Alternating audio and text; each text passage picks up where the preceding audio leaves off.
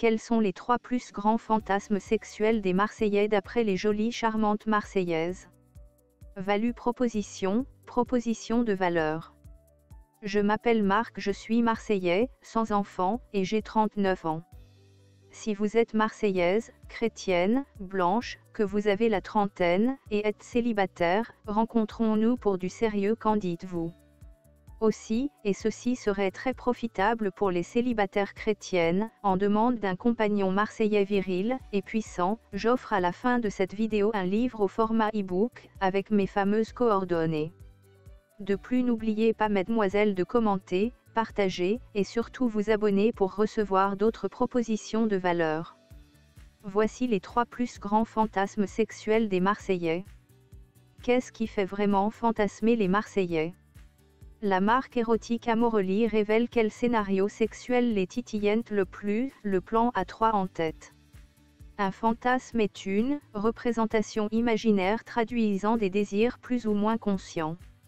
Et ce petit film produit par le cerveau peut, dans le domaine de l'érotisme, provoquer une véritable excitation physique. Quant à savoir s'il faut réaliser ces scénarios imaginaires ou en parler avec son partenaire, les opinions sont divisées. Selon une enquête du CSA réalisée pour la chaîne de télévision Foclef, à laquelle la moitié des femmes interrogées ont refusé de répondre, 47% des sondés estiment que les fantasmes ne doivent pas être réalisés.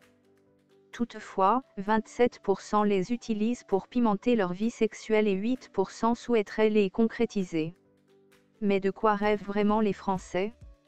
Une enquête récente réalisée par la marque érotique Amorelie révèle leurs petits secrets. À découvrir également, sexualité, ces objets qui font fantasmer les Français. Le plan A3, fantasme numéro 1 des Français. Fantasme numéro 1, le plan A3.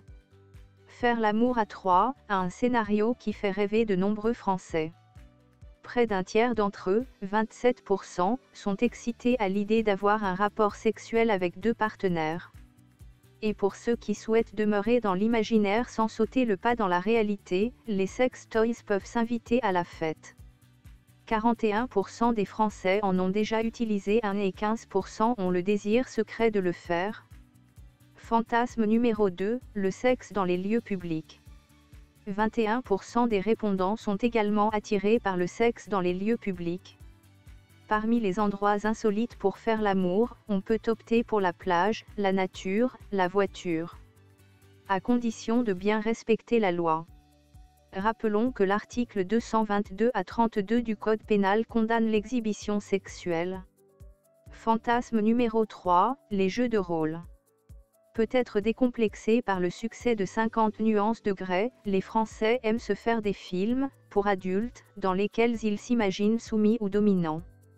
Adeptes du BDSM soft, 19% d'entre eux sont attirés par les jeux de rôle.